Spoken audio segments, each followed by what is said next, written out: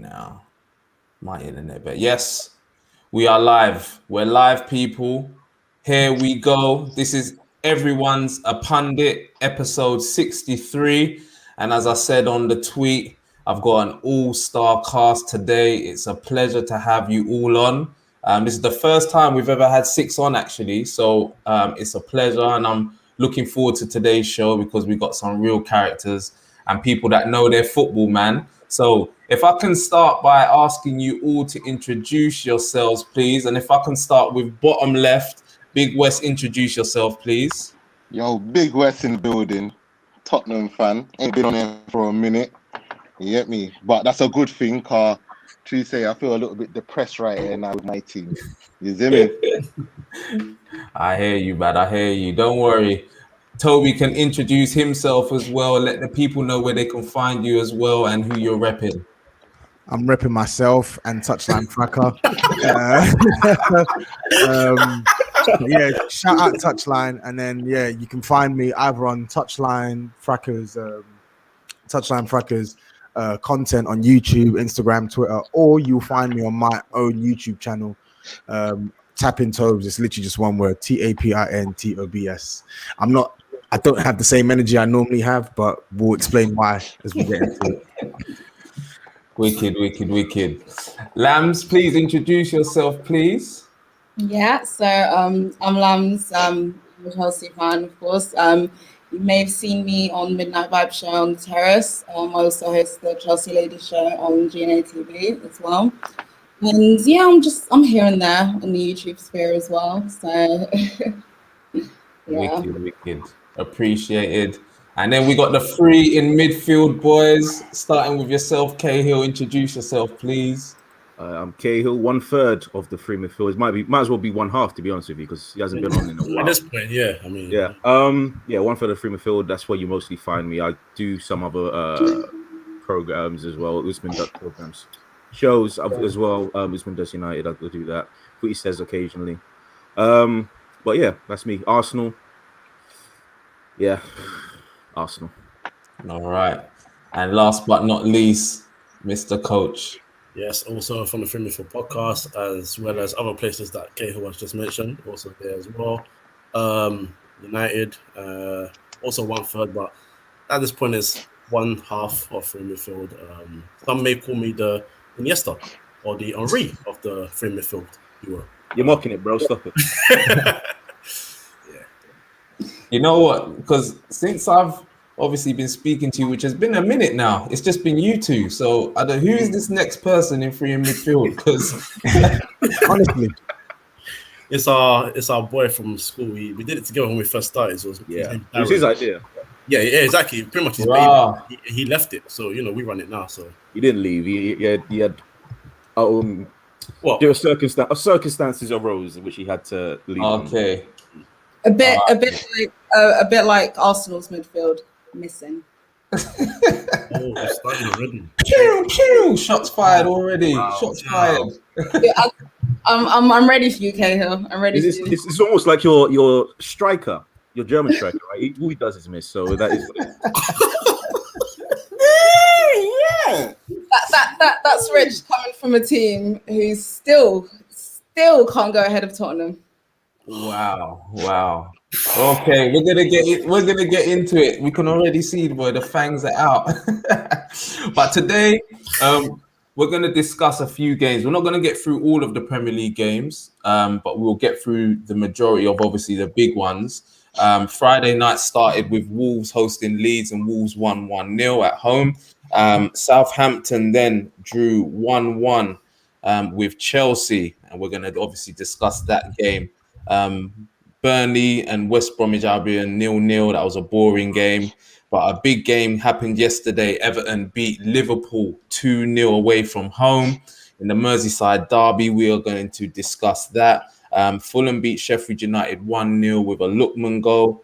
And then today, West Ham 2, Tottenham 1. So we're going to discuss that game. Aston Villa 1, Leicester 2. Arsenal 0, Manchester City 1, and then the last game of today was Manchester United 3 and Newcastle 1. Now, where I want to start is we've got two Spurs fans on today, people. For those of you that are listening on the audio and you can't see, neither of them have got any Tottenham tops on or caps on anyway. Like what Patrick does when he comes on here, he reps his club to the fullest. Neither of them have anything. But we got two Tottenham fans on, Big West and Tapin Tobs, Toby from Tapin Tobs. Now, everybody knows my views on Jose. If you've watched the show, if you've watched me, you know my views on Jose.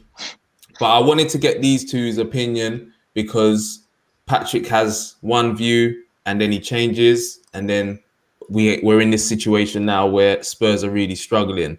Toby, what are your views on why Spurs are where they are? Is it because of the players not being good enough, i.e. the defense? Or do you think it's the manager, or do you think it's a bit of both? It's both. It's both. It's both. I have to keep reiterating, it is both. Okay. The defense is shocking. Yeah, he can't do anything about that. Well, he can, but he just chooses not to. He keeps playing Dyer and Sanchez, our two worst centre-back pairings in the Premier League. But he didn't buy Dyer. He didn't buy Sanchez. He didn't buy Alderweireld. He didn't buy Aurier. He didn't buy any of these players. So you can't really put that down to him. Fair enough. So the defense is always going to be a problem for us. Our defense is shocking, absolutely shocking.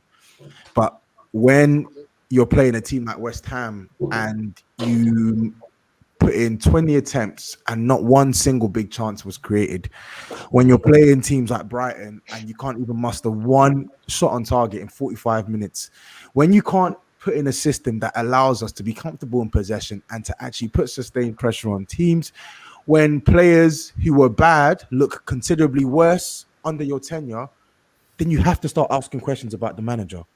We can bitch and moan about. Sorry, I didn't know if I'm not sure if we're allowed. Yeah, go true. So we can bitch and moan about the squad quality because we have a right to. When we're seeing the same players make the same mistakes week in, week out, you are entitled to bitch and moan about these players.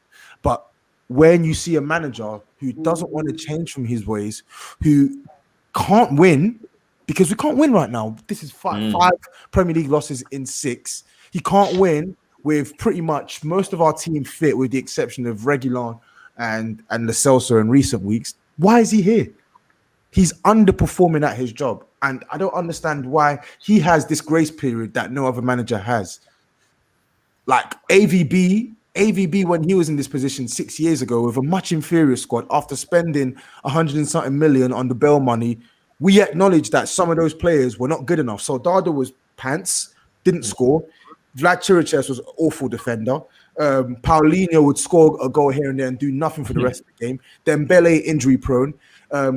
Yunus Kabul, horrible campaign. Michael Dawson, horrible campaign. We acknowledged that parts of the team was lagging, but fundamentally, AVB's management was shocking. He didn't create a system where we could beat teams, where we could create chances. The football was horrible, and we weren't winning. So apply that same logic to Jose Mourinho now. It's that simple. Whether you bitch and moan about the players, cool. The players need to be changed, but the manager needs to go too. It's so obvious to me now, and I don't want him hiding behind the players' inadequacies because it's going to piss me off. And that's the problem now, because our players, some of our players are bad. They are bad and they need to be moved on. And he's going to use that and hide behind that and say, look, it's not me. Bro, it's you. It's you. You have a part to play in this. And you, as a manager, you are failing. So I want you off. I want him sacked. I need him sacked. I want him sacked. I didn't want him in the job in the first place. Kojo and Cahill don't know. They knew about me from the jump. I didn't want him in the job in the first place, and I need this guy sacked. And come summer, I need a proper plan from that board to get rid of some of these players. Get rid of some of these players. It's not going to happen overnight. I've been saying it on different streams. It's not going to happen overnight, but it needs to start happening. It needs to start happening now. People keep pretending as if the players are the sole cause or the manager's sole cause. It can be both. Get rid of the manager and start making inroads on replacing some of the dead within our team. Yeah, I hear you, man. And, for the first time, I'm going to try not to speak too much on this show because I think that I speak too much. As the host, I speak too much.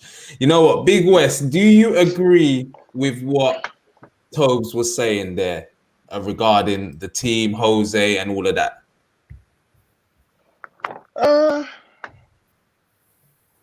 Somewhat. To somewhat. Like, I guess you can only work with what's at your disposal, but then at the same time, if they're paying you 15 million a year, I expect you to kind of do something, you know, like not average, above average, if I'm quite honest with you. Yeah. But my thing is, and I said this in my football group today, tell me the difference from 1991 to 2001, what's changed with Tottenham? What? A new stadium, new training ground? You know? Like, it's been the same infrastructure. Barely, man. Yeah, it don't matter who you have in place. Yeah? There's a culture in Tottenham that's not right. Yeah? And I can't put my hand on it. Because you can talk about, okay, we get rid of Jose and whatever, and this, that, the third, and another. Cool, no problem. But towards the end of Pochettino's tenure, it wasn't great either. And like we can say, yeah, we got Champions League final, we done this, we done. It wasn't great. Yeah, I've seen the same type of situations happen with previous managers before. Yeah, we always talk about, well, when Harry Redknapp was third, he wanted certain players. He got Ryan Nelson and Lou Saha. Yeah, when AVB was in charge, he wanted certain players like Gian Martino and whatever. Yeah, he ended up getting some funny man. Yeah, Jose says, look, boom, I want to centre back, boom, boom, boom, boom, boom. We get Roden. I don't know if that was his signing. I doubt it. Pochettino saying you need to be brave in the transfer market, do this, that, third, and another. He wasn't brave. He ended up getting sacked. Yeah? My thing is, there's been one consistent person through this whole period, you know. Daniel Levy. Yeah? Let's just have it right. Yeah? It doesn't matter who you put in charge of Tottenham. It doesn't matter. Yeah? Do you think Pep will be able to work with their man there? Never. Yeah, I think he would. No, I think he would. Listen, let me tell you something. Big man, yeah. Pepe spent 480 million on defenders, bro. So that shows you what he can work with Sanchez. You're mad. Pep would do better with the squad. He would, 1,000%, 1,000%, 1,000%. I think if I'm honest with you, yeah, like let me be real with you, yeah. Like I've said this to you before, Sense, yeah. When it's good, yeah, it's all right. Do you understand? Yeah, it's not exceptional. It's all right. It can get you through, innit? You understand? But when you start doing the mix and match business, yeah. So say like for instance, you're making a cake, yeah. You need casting sugar to make a cake, innit? But man, don't have that. Man's putting salt in it. Yeah, it's not gonna taste the same, bro. You understand? Yeah. And we'll have to do this mix and matching too much, and we always come unstuck. So we think, all right, boom, let's get rid of not Jose. Let's get rid of Pochettino. Let's get in Jose because he can get us over the line. When it's not working, all right, let's get rid of Jose. Let's bring in somebody else. Yeah, there's never like a clear plan in it. Yeah, and if I'm honest with you, yeah, when I look at like our last couple of results as well, like we was getting blasted for playing a low block. We're not attacking teams. Yeah, this is before Christmas. But that had us sitting top, bro. Yeah, you understand?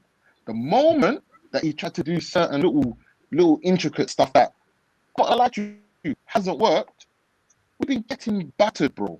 You understand? Like the other day against Everton, yeah? Yes. And I see it from like a lot of Tottenham fans, oh, we should play attacking football. That's the reason why you don't play attacking football. Yeah, okay, but what do you? Has got something he wants to interject. What do you gain from not playing like we played against Everton? Because I'm not sure if you've noticed, but his preferred method of playing has not got us results in recent weeks. We parked the bus against Chelsea, we lost. Parked the bus against Liverpool, we lost.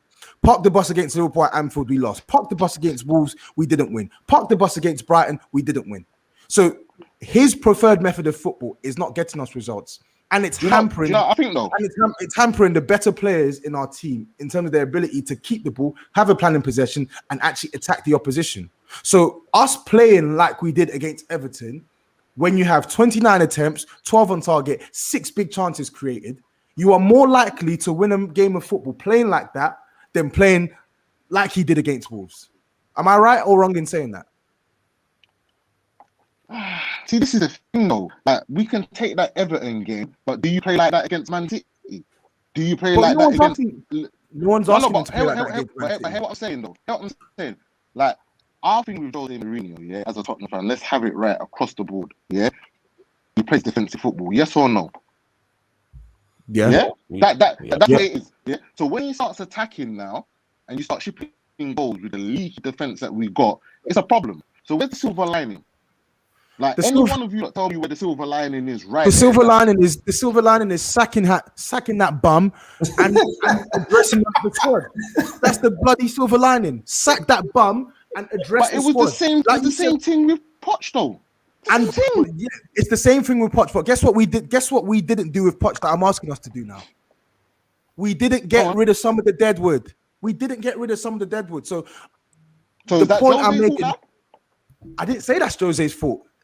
Did you ask? How is he? I didn't say that's Jose's fault. I said sack Jose and get rid of the deadwood. Jose is not solely responsible for getting rid of the deadwood. I said the board now, Daniel Levy, Steve Hitchin, whoever it is, we need a proper plan because your short-term fix, shot Current, it's blown back in your face. Yeah, all right, cool. Levy. Tobs, let me ask you something. Just relax here. Let me ask you something. Do you trust Tottenham, yeah, as a fan, yeah, to make the right investment in the right players? If we was to sell these deadwood players, no, okay, cool. I don't trust. You can agree on something. We can agree on something. I don't trust Daniel Levy and co. And that's why I'm asking for a change in approach. If you don't want to change an approach and realize the severity of the situation we're in and actually make a proper plan, which includes getting rid of the manager, which includes getting rid of some of these players, which includes putting in the proper footballing infrastructure behind the scenes to actually get us to sign better players and remove the rotting deadwood in our team, then sell up. It's that simple. I'm not Enoch out, but if you don't want to do your job properly, sell up, because I'm sick to death of seeing the same dross week in, week out. It's pissing me off now. And I'm a season ticket holder as well. And I'm a season ticket holder. I'm traveling home and away. Imagine if fans were allowed to stay to be in stadiums. I'd be having to travel to flipping Everton, Newcastle, all of this to see this dross. You think we want to put up with this as fans? Get rid of him, and we need some proper direction at the top. Without that, nothing is going to change. I agree. It's not just going to be a case of get rid of Mourinho, bring the new manager, and it's roses hunky dory. That's not all that needs to happen, bro. And you know what I would say is this is one of the things that I say at Man United is that just because we know that we can't trust the board to make changes, it doesn't mean as fans we can't want changes. Do you know what I'm saying? Because 1,000%. And Lambs, what do you make as a Chelsea fan? Obviously, you've got an owner that just does. He wants to win football matches. He wants to win titles, and he puts the money where his mouth is. What do you make? Do you think that it's a Levy problem? Do you think it's a Jose problem? Where do you stand on as an outsider looking in? I kind of agree with both points that Toby made because he's got a point. Obviously, it is the board do have to take some responsibility at the end of the day. Mourinho was backed though. When he came in, he was backed. There were Tottenham made about 6 or 7 signings, like 6 or 7 players, and they actually made a difference to the squad. And we saw what a great start that they got off to, and their position in the league definitely reflected that as well. The thing is though, Pochettino wasn't backed. He was a good manager. He too also got Tottenham to a final. Obviously, we know what happened, but Mourinho's been backed. He's got you guys to a final. But as Tottenham fans, I understand why you guys don't have much hope going into this final because of the performances lately. And it's true. Even when he has reverted back to that ugly, dirty, typical park the bus Jose style of football, they've been losing games. So it's not even like they're doing it and grinding out results. So I understand the frustration. Realistically speaking, though, there's a lot of dead wood in that team, a lot of dead wood. And I feel like Tottenham have a similar issue to Arsenal in the sense where there's been some dead players in that team stinking up the place for years, and they need to move on, and they need to get them out that side. Bar regularly, that whole back line needs to go because it's not it's just not good enough. And I understand. I understand. If I saw Dyer, Sanchez, Alderweireld in my defense before the game's kicked off, I'd be thinking, oh, fuck me then. Like, I wouldn't have much hope either. I get it.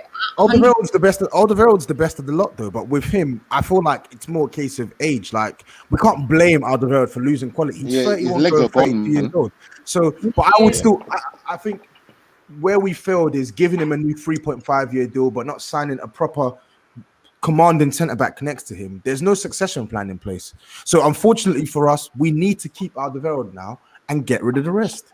And you know another thing is as well, though, yeah, it's like I look at Tottenham and I think to myself, you pay 40 million for Sanchez, yeah, but then at the same time you had Matt Lit that was at the same club that was coming through, and you lot never took a gamble on that. You understand?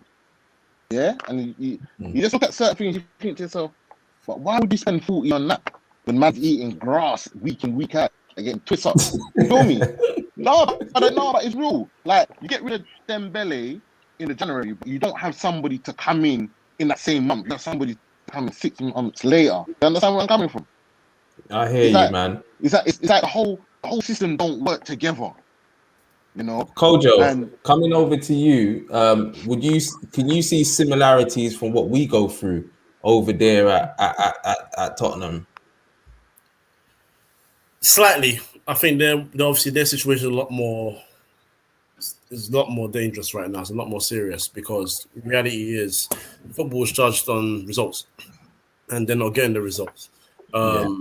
We've had poor ownership for a long time, but I say a long time since 2005, so it's been about 16 years now. But Spurs fans, I don't know if they can ever say they've ever been happy with the ownership overall. There's always been one thing after the other. And just when it looks like they've got to a time where they can build on something, the board fails them and the manager, and they don't build on that. And if the manager's not good enough, sometimes it's either stay there welcome or they get rid of one and bring in someone worse. You know what I'm saying?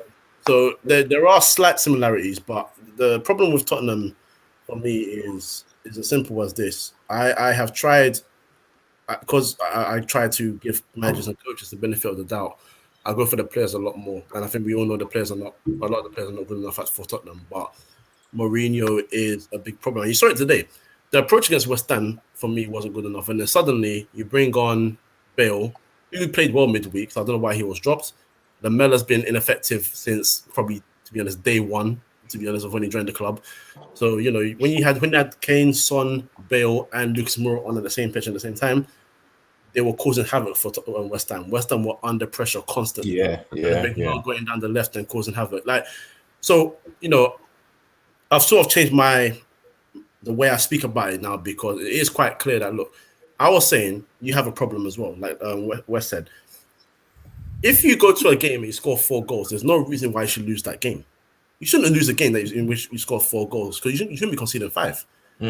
But at the same time, if you have to take the approach where it becomes a point of I will score more, hopefully, and you don't, you have to take that approach, because whether they go attacking or whether they go parking the bus, that defense isn't good enough to do either or.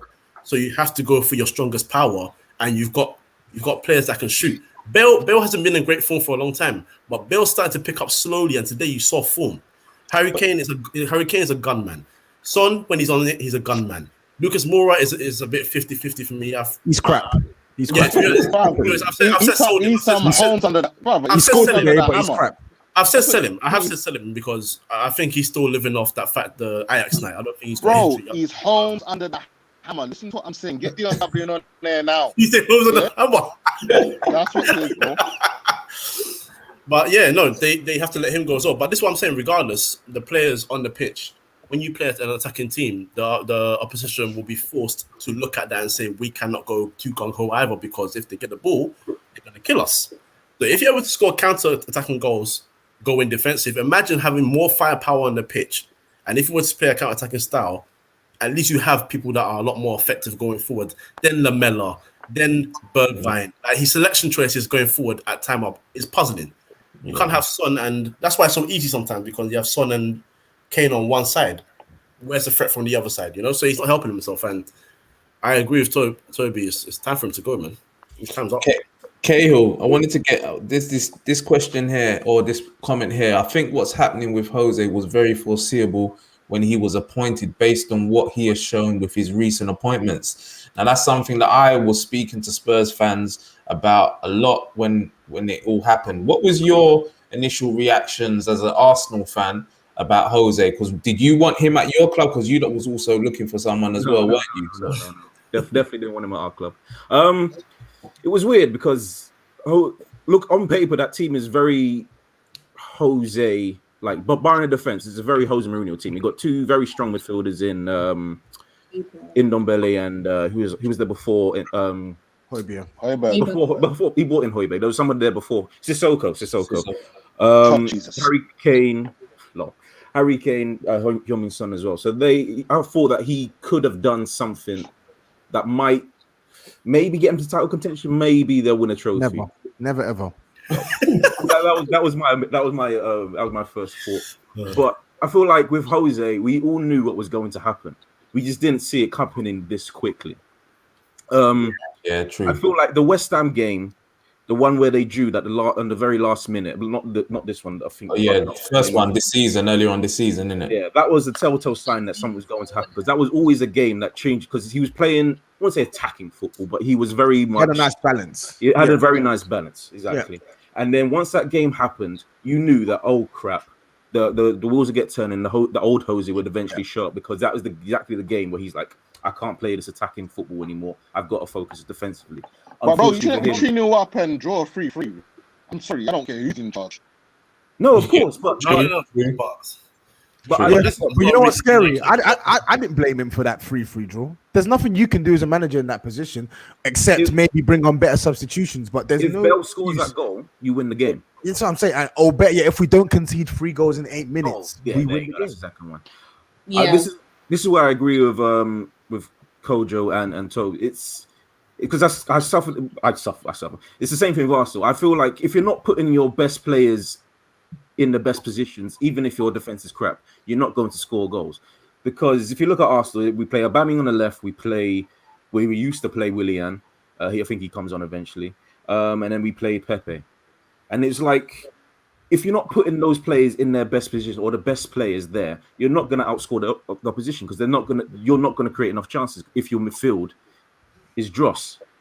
Kind of similar, attacking wise, Tottenham's midfield is dross, I'd say. Defensive wise and attacking wise, Arsenal's is dross. But it's simple. I feel like he needs to start playing his best team because he isn't going anywhere. We need to get that fact right. He's not going anywhere. He's got 15 million pounds on. Levy is not paying that. No way in hell. I think that was totally. I understand. So it all comes down to if he can change his mentality again. I don't know because you can't teach an old dog new tricks.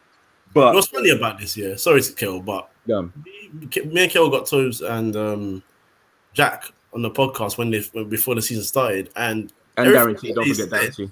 Everything they've said has come to light about Mourinho. Yeah, absolutely. Literally everything. So it's scary that you can now predict what someone's going to do. The guy is actually done out here. It's actually bad. Well, yeah, and I think I was on. The first time I remember seeing any interaction with Toby was after I was on Shoot the Defense, and I'm pretty sure Toby was back in a comment that I was saying about Jose and about him being washed. Like it's just been obvious, Man United was there for everybody to see, and what always bugged me was that at Man United, Spurs fans cussed Man United and also cussed Jose and called him washed. Then all of a sudden he's on his way to Spurs, and then Spurs fans start to get a bit excited about possibly winning a trophy. Big West, do you believe now?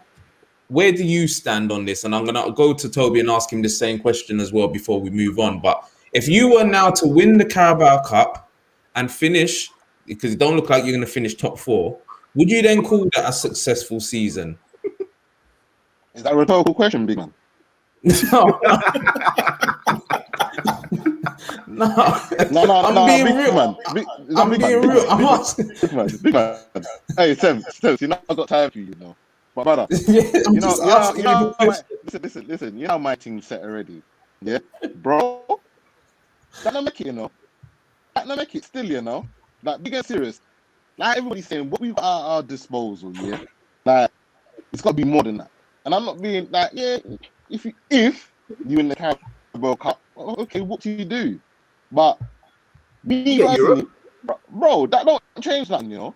There's still problems. There's always problems. You understand? So sort out the problems, sort out the real problems, yeah, before anything else. You understand? Yeah. No matter what happens this season, it won't be a success. I'm telling you that right now.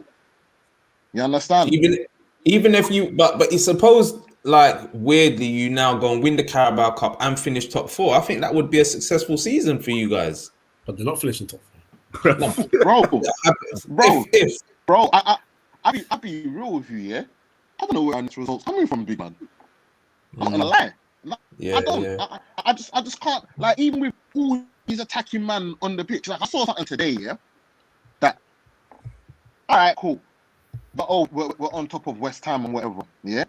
But I remember I was saying it to like my group and that. I said if West Ham score a second goal, no matter who's on that pitch, it's done. Because you see our attacking movement in the final third, I don't think it's the greatest, you know, if I'm quite honest with you. But people will overlook it because you got Kane, Lengman, Son on his days, Lengman, Bell, old school Lengman, Mora, runner, yeah. But really and truly, when you actually look at Tottenham attack, it's not the prettiest, you know. But then that would go back to what Toby was saying about having a passage of play. That has to come down from the coaching, though, no? That will come down from what they're doing in training, working in on passages of play. 100%. But you know what else I think as well? Yeah, I think Joe's a bit scared, and I'm gonna take chess, you know. Yeah, he's scared, and I tell you the reason why he's scared, because where he's so stuck in his own ways. He don't like the basketball scores, innit? Yeah, let's have it right, innit? Yeah, he didn't like it at Man United. He didn't like it at Chelsea. So why is he gonna like it at Tottenham? Yeah, let's have it right. Yeah, he's so scared to have all of these men on the pitch, brother. Like, we could really be getting thumped up, you know.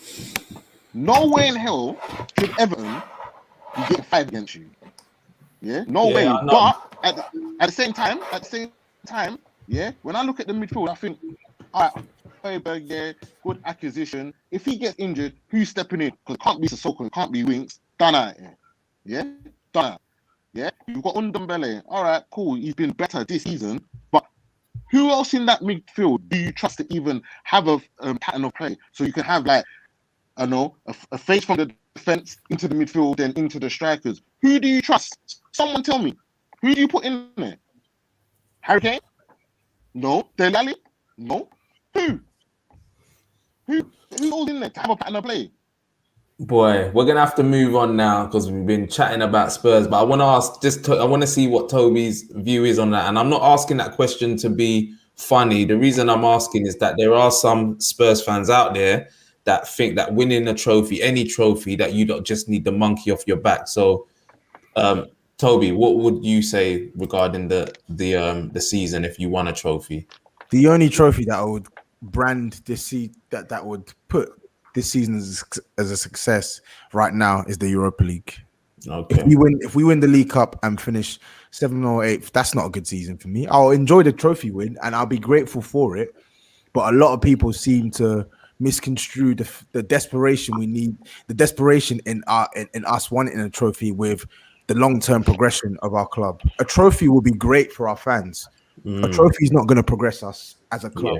Yeah. I mean, a League Cup is not going to progress us as a club. Champions League right now, I've been saying it and I'm going to keep saying it. Champions League right now does so much more for us than winning a League Cup. But people say, you're a fan, you want to get trophies and stuff. Yes, I do want trophies, but I value long-term progression of my team and getting back to where we were under Pochettino more than I value winning a League Cup right now. Ideally, I would want both. But it seems to be that we are being coached in such poor fashion that I have to choose between one of the two.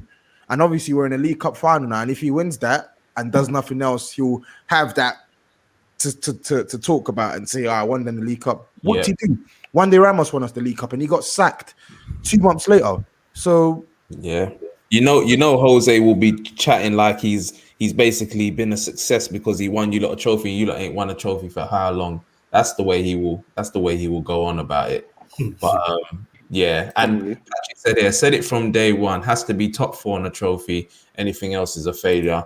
I had Patrick on at me for a time having a go because all I was saying in the beginning is under Pochettino, you can see that they were, trying to do things the right way, in my opinion. And then going to the Jose signing just seemed like it was going very short term to get short term success. It was never a long term plan. Jose is not a long term plan. And yeah, man, it looks like he's biting Spurs in the arse. But yeah, we move on from them and move over to the blue side of London, where Chelsea drew 1-1 with Southampton. Now, Lambs, you lot have got players. You lot have got now a manager. Do you now think you're going to get top 4? Because that's a poor result there. That's a poor result. And you lot had the ball a lot. The goal came from against the run of play, but I still think that we're not seeing enough from Chelsea. What's your thoughts? No, 100%, and you can tell there's still some of that mentality like Lampard's tenure behind.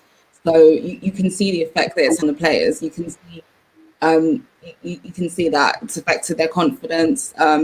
There's still a lot of healing to do. We're still undefeated under Tuchel, which is good. So I'm going to take that. He took us from 8th to 4th. Obviously, we've now dropped into 5th because of drawing against Southampton. But I understand that he had to rotate the squad, and he has been rotating the squad constantly. So we're seeing players coming back into the team that we thought were completely done and dusted under Lampard. Now Alonso's found his way back into the team. We're seeing Rudiger again. I think maybe he's even willing to give Kepa another shot or whatever. I'm not even too sure what's going on with that. But he's trying different players because of this new formation, this new system. And it seems that Alonso has made it back into this team because he seems like he's the best at this wing-back system that he likes to play. But we as Chelsea fans, personally, I don't think Marcus Alonso is a long-term option at the end of the season. We need to be thinking about implementing a system to suit Chilwell. Maybe you just bought him and you paid how much? Was it 50 mil you bought him for? Yeah, that's just what I'm saying. So is he going to implement him in the system? If it's not working, you're going to try and revert back to a back 4? Because I feel like Chilwell definitely better than Alonso in the back 4. We all know that. And I've said this time and time again about Tammy Abraham. He's not Chelsea level. I'm sorry. He's at best a championship level striker. He is not good enough. People keep saying he's our top scorer. He's our top scorer. We're struggling to get goals from the front. We're struggling to get goals from midfield. We're struggling to get goals as a team. Period. And he's not. If he's our best striker, that says everything that you need to know is not good enough. Timo, I feel like the potential is there, and we've been seeing it lately in the last couple of games, especially since Tuchel's come in. Could you not play Werner up there? Lambs. Werner can't finish. Chain long. Mad man. Lambs, you still there? Or she gone? Connection. I think connection's gone. Boy, Kojo, what do you make of? Do you think it's a new manager bounce that we're seeing at the moment, or do you think that Tuchel, however you say his name, is going to be able to implement some real changes in that squad? It's always new manager bounce first. That's how it always works, and then your team reverts back to type. That's literally how it happens in football all the time. So I think Chelsea, what they need to do is, right now they're in a decent position. They're top 4, which they came out of nowhere, and they've got a decent gap over Liverpool even now. So they just need to try and get results over LFC. Scouts people them the other day, So Chelsea ain't top 4 no more. West Ham. So the bubbles are blowing things. All right, cool. Chelsea in 5th now. Chelsea just needs to get a decent run of consistent results. Before I got cut off, thanks to my crappy Wi-Fi. She's back. Sorry guys. But I was saying with Werner, the potential is there. We've seen it from his performances in the last couple of games, and again, he just needs to just score more regularly. Once that starts happening, he will be back to the team of Werner. We all know from Leipzig that will come with time. Mason Mount definitely looks a lot better, and I'm not really too sure what happened with that whole Callum Hudson-Odoi incident. If this is some tough love thing, I don't know, because I feel like if he did the same thing to Mason Mount, the media would be in uproar, in absolute uproar. So I'm really not too sure about that, and I definitely feel like even though he didn't have his best game, Callum Hudson-Odoi yesterday, he needs to be starting against Atletico Madrid. Thiago Silva needs to be in our squad against Atletico Madrid. It's clear Zoom is not good enough. Yeah, he's injured. He's back in training though, so is Kai Havertz. I'm guessing maybe he didn't play him against Southampton because he has one eye on Atletico. I'm hoping that's the reason why, because at the end of the day, he's the one that makes, either alongside Rudiger or Zuma, he's the one that makes them look good. We already know that they have those mistakes in them. Like, they're liable to make those mistakes. We've seen it happen time and time again. Rudiger at the back end of last season, Zuma here and now and again over the last few years. We've seen them do this. And it's the calming presence and leadership of Thiago Silva in there that makes a difference to our back, because we got a centre back issue as well. Like, it's shocking. And again, it brings me back to the whole Tomori issue. The handling of that pissed me right off, because I'm just thinking, what are you doing? We have Rudiger and Christensen still here, and you're sending Tomori off. Why? Is it Lampard? And the thing is, I don't even know what he done to be dropped in the first place from the team. And yeah, that was Lampard. So I'm really not happy with him because of that. So that made me feel so much better in my decision of wanting him out of my club as soon as possible. So yeah, same issue of us overall. We just need to be more clinical, just dominating possession and just nothing in the final third. And it's frustrating to watch. So frustrating. I think even beyond being clinical, you need to actually create quality chances. Like you're struggling, and the thing is, Tuchel is a very good manager. He will get you lot firing eventually, but right now in the infancy stages, your attackers are not potent enough, and your ability to create chances is stunted. Like I look at Chelsea from wide positions, centrally. Yesterday, Mason Mount was the only one who was looking to actually create opportunities. Alonso, I don't know what the hell he was offering you on that left-hand side. Meant to be a wing back, but never wanted to stay wide. Always coming inside. He thinks that every single time Chelsea have the ball, he can score a goal. And then on the right side, Reece James, he did some good things, but overall, I thought he was quite poor. Callum Hudson-Odoi, he came on, he tried to change it, didn't really work. And Tammy Abraham was poor as well, invisible, completely invisible. So I actually expected Southampton to get a result on Saturday, simply because I felt that the teams you lot had played, aside from Wolves, in that run with Tuchel, were very fortunate in the sense that they were very easy to play against from an offensive point of view. I didn't think you needed to do much to score against us, to score against Burnley, and to score against Newcastle. So, to be fair though, in our game against Spurs, if it wasn't for Eric Dyer doing what he did, it probably would have ended up in a draw. Well, there was still that happened in the first half, didn't it? So there was still a whole 45 minutes left. So you're not too sure. But again, apart from that, it's the same old story with Chelsea, like dominating possession, but just not being clinical enough. Like people are saying, okay, Mason Mount creates most of our chances. They're like half chances, meaning it's not good enough. And again, we're not, unlike City, we can't get goals from midfield. And that's what Mason Mount needs to start doing. We need people like him. We need people like Havertz. We need our midfielders to start scoring goals, because and we need our strikers obviously to start scoring goals as well. But again, I think this is probably what's not helping as well. And again, Jorginho, I'm not his hugest fan, because the passing is so sideways and so lethargic, and it works. He thrives when he can control the tempo of a midfield. And against better oppositions, against Liverpool, against City, against Man United, we're not going to allow us to do that. And he consistently break through our lines enough. And that's why for me, Jorginho, we've had him for how many years? I've seen enough, and I'm not impressed. And I just don't think he's good enough for our system, our team, this Chelsea squad. Not a bad player, but for me, I prefer Gilmour. I know he's young. I know he will improve with time as well. But I love how forward thinking he is on the ball. Sprays some beautiful passes. Always looking to break through the lines, and that's what I want in a holding central CDM. midfielder, which I feel like Jorginho's very up and down, inconsistent for me. But I agree with you guys in the sense where we don't create enough chances. Partly the reason to do with that is Tuchel hasn't really found his set formation yet, and the guy, most importantly, still doesn't even know his starting 11 first and foremost. So We've got a comment here from Pat Ziyech. terrible. He was going to be a killer this season.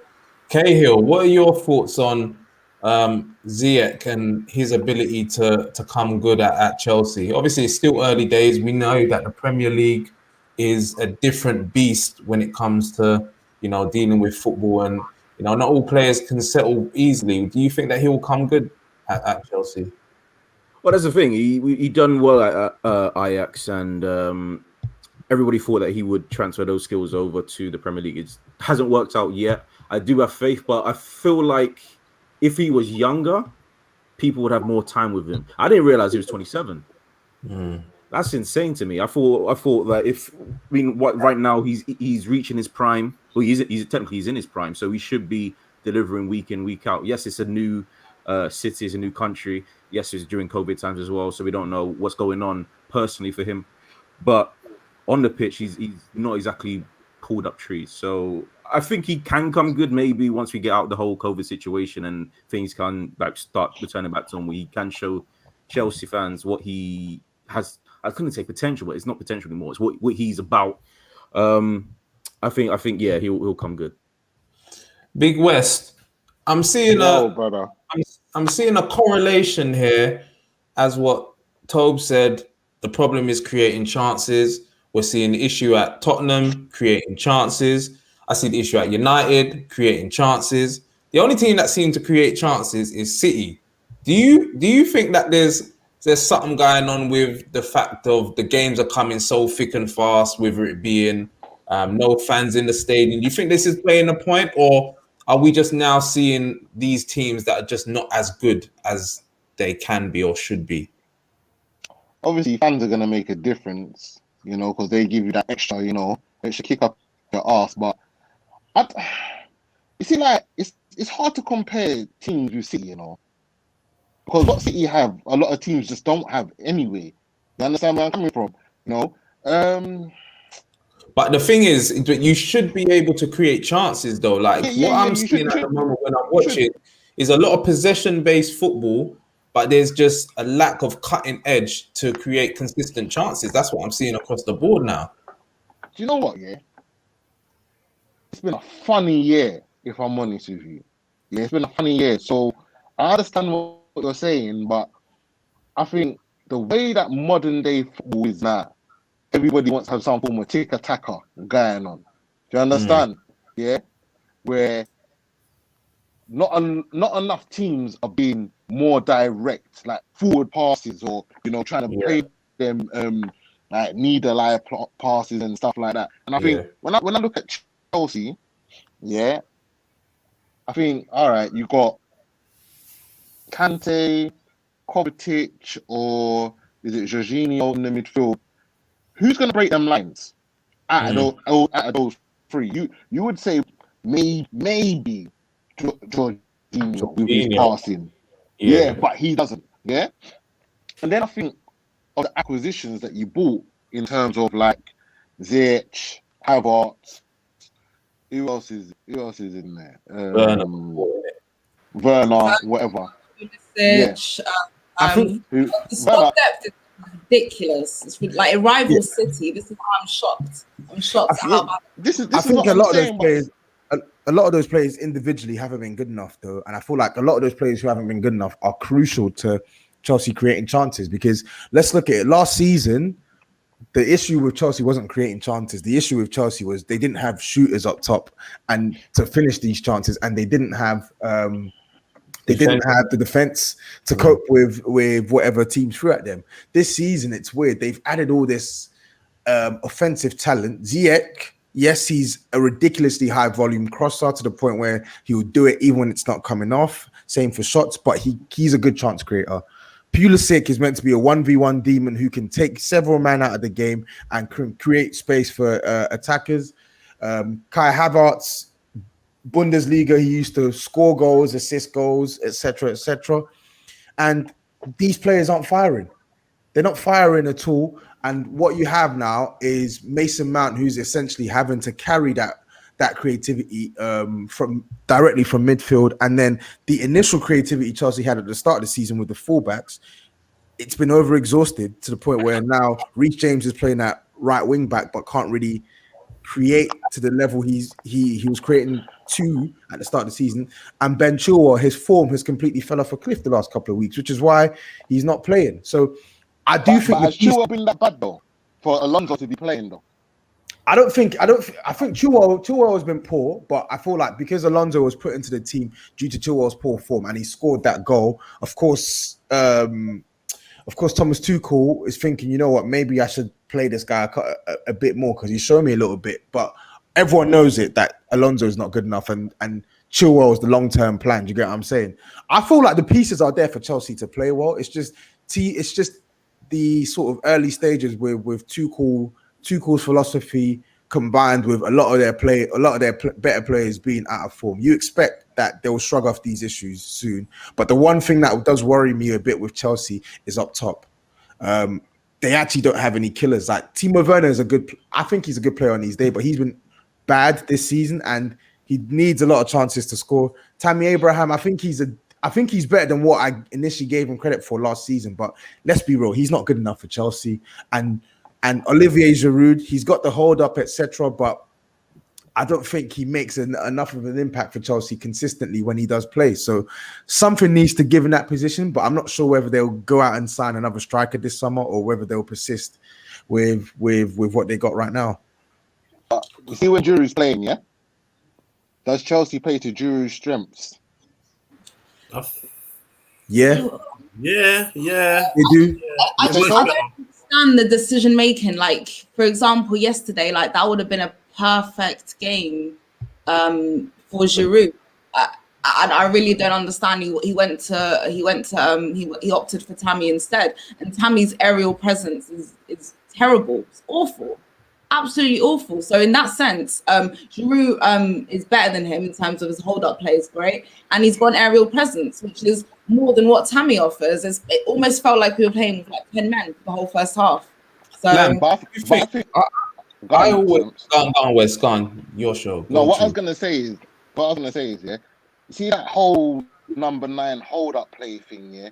I think it's slowly phasing out of the game. You understand where I'm coming from? Because remember back in the day, you used to have the big man hold it up, little man run off of them and whatever. You don't really see that too much now. That's why I asked the question if Chelsea really play to Giroud's strength, because when Giroud's on the pitch, I don't think they put enough crosses for him. But when Abraham's on the pitch, they want to sling in the ball every second. So this is why I asked the question. I think that's valid.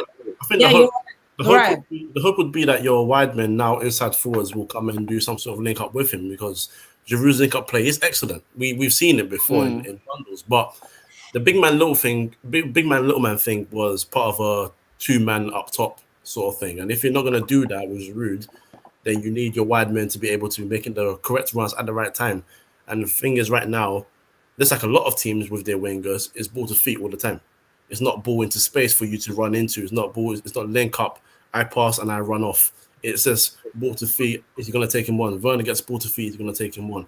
Havertz gets ball to feet, he's going to whip it in, he's going to take it on, he's going to do a 1-2. You don't know, but doing a 1-2 is not likely. You don't see it happen anymore. So if you're going to play Giroud, that's why Giroud, the goals he gets are depth touches or rebound volleys or something, because he's essentially having to hope that he can sort of create his own goal rather than have a goal created for him. So, even in that sense, his positioning is still much more intelligent than Tammy because of that experience. So for me, I'd still prefer him. I mean, you're absolutely right. Like all of you guys, you're absolutely right. But unfortunately, this is what we have. Those are the options. Timo doesn't even really work well as a lone striker when he plays him in that position. He works well like playing off a striker, like just behind the striker. And he seems to work well possibly partnering Kai Havertz. And that's something that I'd like to see, maybe both of them playing off of somebody like Giroud. But again, Kai, that's somebody who we haven't seen that potential unlocked as well, because again with Lampard, he had COVID for a period of time. He's been played out of position, not getting the best out of him as well, literally just trialing him in in whatever, not basically playing to his strengths as well.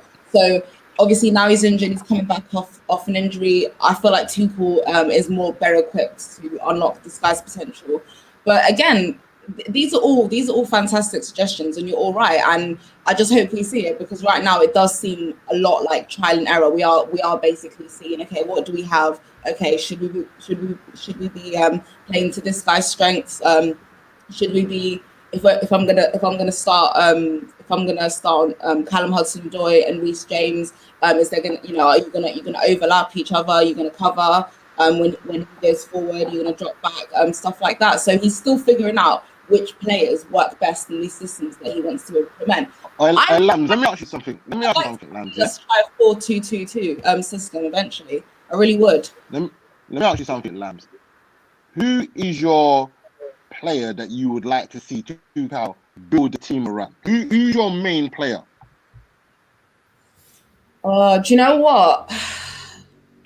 I'm not really too sure about that, because I feel like I really want us to break out of that habit where we're basically team around somebody, because I feel like we did that with Eden Hazard for so long, and after he left, obviously we had that transfer ban, couldn't really have any signings, so it was up to a lot of individual players, so our previous senior players and our youth players to step up to carry us through last season as well. And I think the idea, and why I was so happy and excited about some of the signings that we made in the summer, was I thought, okay, we are balanced in the squad with quality, so it's not just one quality player or two quality players, there's quality all across the midfield, which means that we should be able to carry each other. Like one person should cover another one. Like there's versatility, there's more versatility in the team. 100%.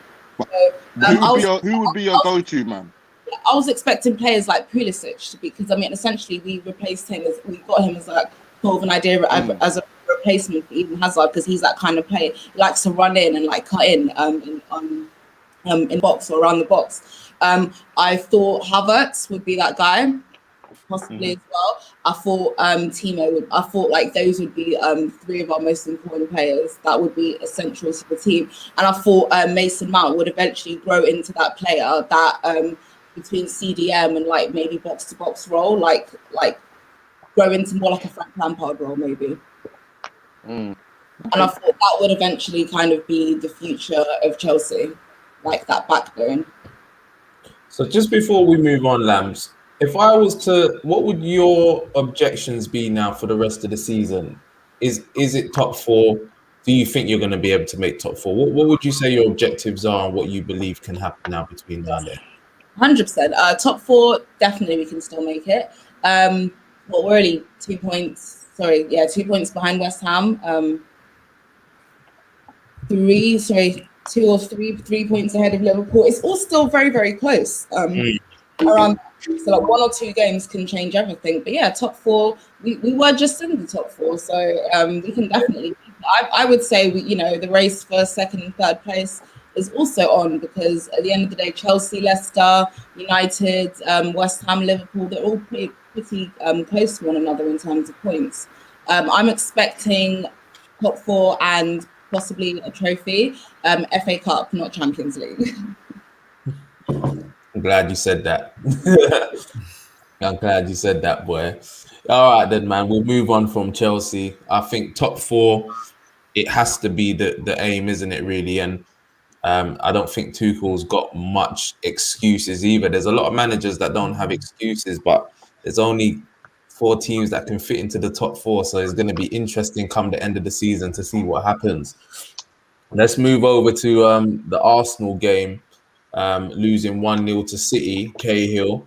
I think Arsenal gave a good account of themselves today. What do you think? Did we?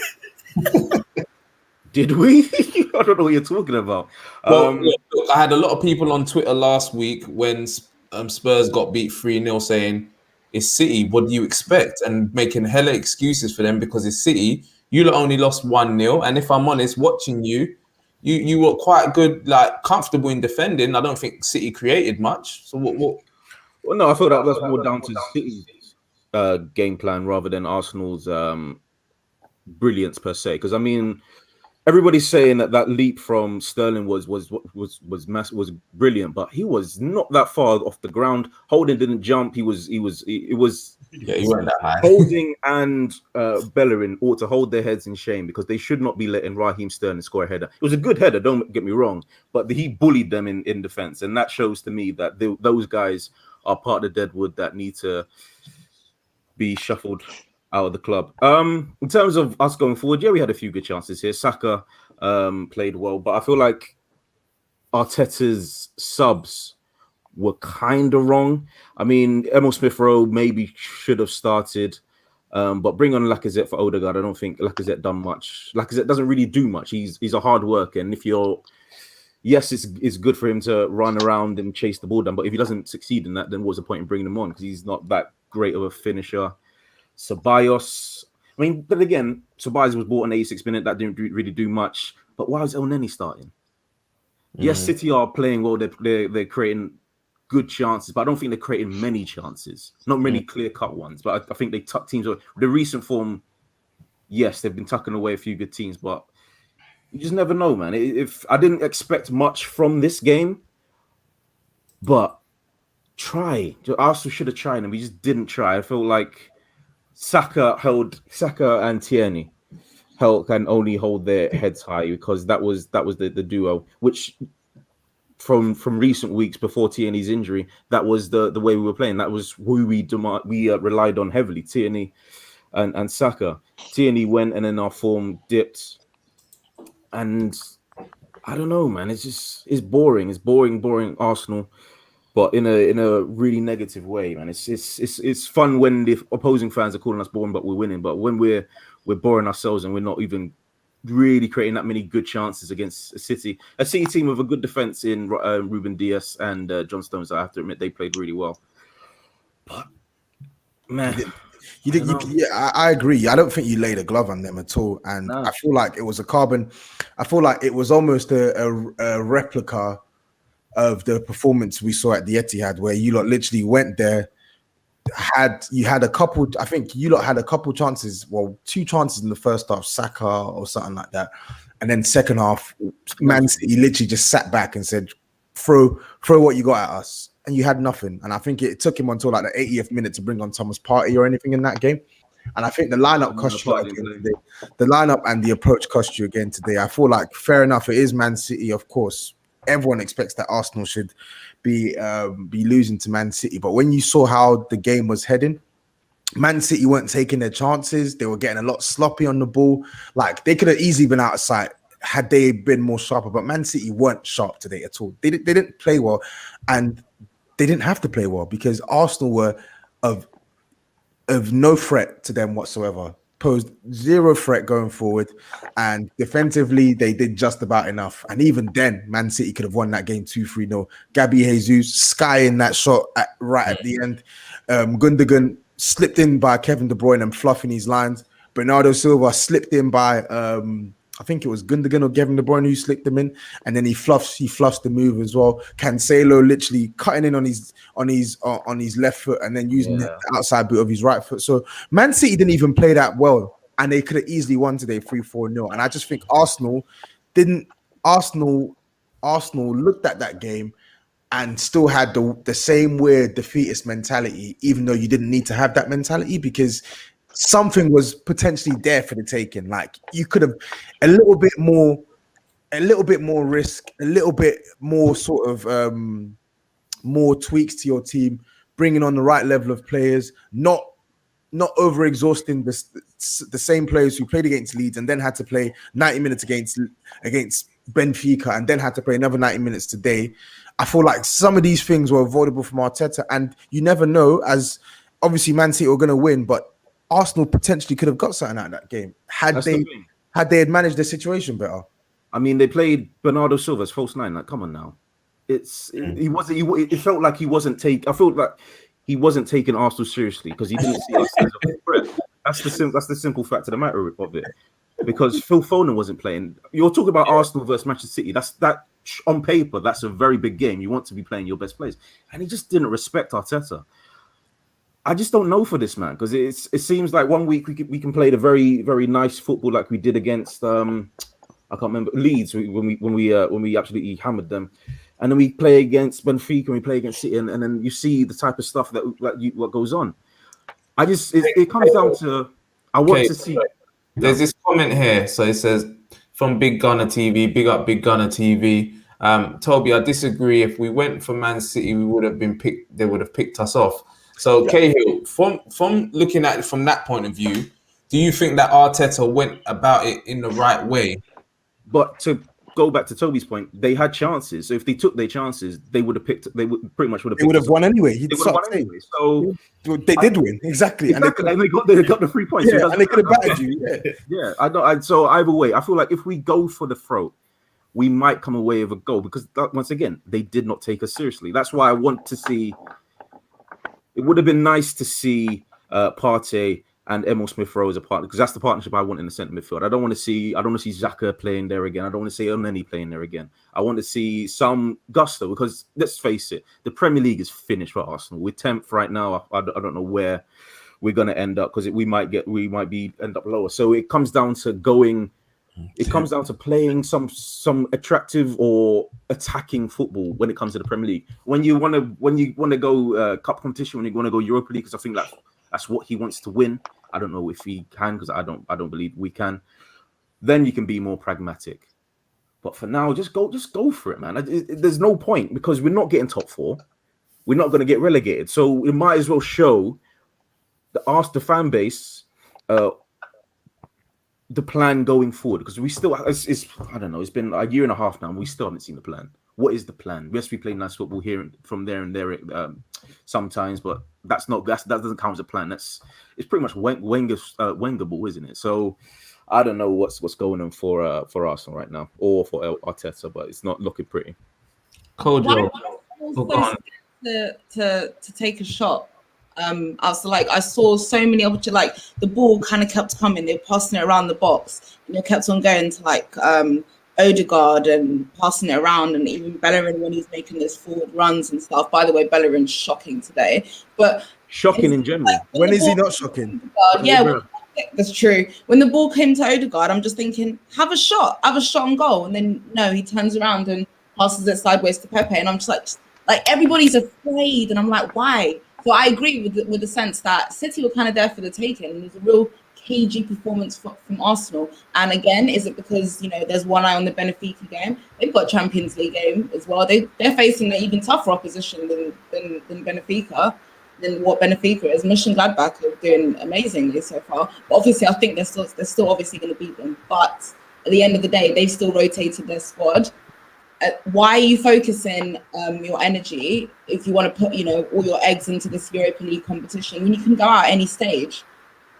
Shouldn't you be focusing also on climbing up the table, picking up points, which they so desperately need? And I guess they've given up on the league. But Big Gunner says at this stage of the season, whoever is top is about winning but not exerting full energy, especially if you're going for more than one trophy. One thing I'll say to that then is that not a reason to actually try and go and exploit that and actually go at City and try and exploit that rather than going and playing within yourselves and just trying not to lose? I think you kind of answered your own question there, Big Gunner, because let's be real. Oh, sorry, bro, but let's be real. Any side that City put out, Arsenal can't match. So regardless of exerting whatever, Arsenal would have lost that game. They're just not good enough. It's that simple. They don't match City on any level.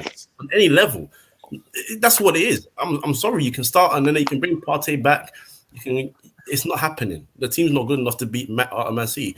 Bear in mind again, how many games in a row now have Arsenal conceded? How many games in a row now have Arsenal conceded in the first 5 minutes against City? How many games in a row is it now? But we've got one of the best defensive, one of the best defensive teams in the league. What does that mean? It doesn't mean anything because they're. You know what I mean? Like people say these stats, and I'm like, okay, but what have they done with it? It means nothing.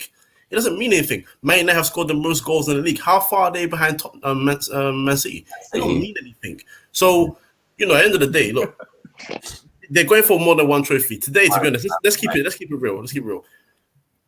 Kevin De Bruyne came on for fitness today. Bruv. Didn't he He start? came off the bench, he came off the pitch, and like 60, 70th minute, job done. Arsenal weren't creating any danger, like Toby said, like Cahill said. So it was job done. They got their goal early, and they knew what it was from there. Control the game. You had to deal with Arsenal because they've done with it so many times. And when they've really wanted to slap them, they've absolutely dealt with them differently. So it's a waste of time talking I about. would prefer the slapping. Because at least that shows us that they kind of respect us. They just don't. They don't. Respect us. It's like, this is what I was telling you. This is what I was telling you about Pep and his lies. I told you in the group chat. I told you Pep will go and say, "Oh, he's a lovely person and he's a great coach and he'll do wonderful things." And shake his head like this and he'll do wonderful to them. And he'll go ahead and proceed to slap them. Yeah, because he knows about it. Don't you remember with that cup, that championship team that they dismantled 2 seasons ago in the formidable season? He was talking all this. Oh, they're a lovely team. They play great football. This guy beat them like 10-0 on aggregate. You don't care. Don't care. So, John, what I was going to say though. So, Big West, yeah, we have like the comments and this one here from Pat. From what he was saying last week. No one's beating City. It just seems that everybody is just defeated. Like, how do you then tackle City? Do you just roll over and play dead? Or do you actually try and do a thing? Because the way everyone's carrying on, not saying everything here today, but the way most people are carrying on is like, City ain't getting beaten, so there's no matter what you can do. Because one thing that Kojo just said there is that Arsenal aren't as good as City, which we all know, but Sheffield United aren't as good as Man United and they're still able to beat it. Like, this is football. Do you know what I mean? I think you got to reply yourself. I said no matter the lineup, City still would have dealt with Arsenal. That's what I said. I know, but Big West, how do you tackle City now? What do we do? I think, if I'm honest with you, the only blueprint that will semi-work against this Man City team is when Liverpool's on form. That's the only team that I really see cause City big problems because Liverpool are relentless. You understand where I'm coming from? Like old Liverpool anyway, not this. I don't know what's going on with this one. Not this one. No. I'm being serious. That's the only team in the last how many years? Even when City won it by 1 point or whatever, they're the only team that gives City problems because City play a high line. Like City's got intricate plays, but I think with Liverpool they were so direct at the time, it was causing Man City problems because it's like now does Walker and Mendy push up? You understand? Because you got Mane, you got Salah, you got flipping Ronaldo that was running through. I think if you try to go toe to toe with City football, it's long, bro. You understand? It's long. They've got too many ballers. Yeah, even when you think certain man ain't gonna turn up, somebody's turning up. Look, KDB's been out for how long? Look who's been turning up for the last couple of weeks. Gundogan. Yeah, you understand? yeah. Like they've been playing with no striker, bro. Yeah, all right. Jesus, albeit like we can call him a striker, but when you really deep it, yeah, even with him out of the team, they're still doing bits, bro. Yeah, you understand? So I think City, they're above the rest clearly. Yeah, and I guess if you catch them on an off day, you can get at them, cool, whatever. On a consistent basis, I don't think City. Can I answer that? Go on. Yeah, the way is after the loss against Tottenham, Pep addressed the issues they had within those games about counter-attacking. So now you got to a point where you can't counter-attack City easily, and you're not gonna outdo them in possession. So you got to find another alternative to win the game. We beat them home and away last year based on solely counter-attacking football.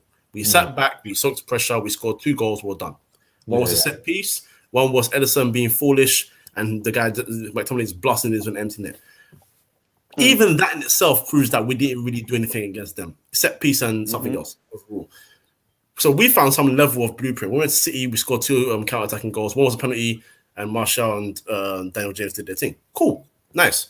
And obviously you've obviously spoken about Liverpool as well and what Liverpool have done to them in the past. But what Pep did after that Tottenham game was, okay, this same thing can't happen all the time. We can't keep getting counter-attacks. So what can I do to change it a little bit? And he's made slight changes, but those slight changes have made them go from winning, losing, draw, win, draw, lose, win to just winning everywhere with 3 draws. 3 draws in 24 games and the rest being W's is ridiculous. Yeah, it's mad. Yeah, it's mad. And they've conceded 7 goals in that run. It's mad. I'm sorry. You know what? It's 25 now because they won today, didn't they? But you know what? You know what though? Yeah, like Pep's a magician. There, you understand? Like we can't sit here and say that he's not. And he has had trial and error with his defenders and whatever. Now, like you said, he's found a little system that works where you can't counterattack them. You understand? But if we're going off of the basis today, playing against Arsenal, I see a comment saying that City never came out of third gear. realistically. I don't think Arsenal, if I'm honest with you, had the belief that they can even get anything against City. Realistically, you understand? Like, I'm seeing their attacking play and whatnot. It's like, all right, Saka could do bits and whatever, but Aubameyang, what was you really doing?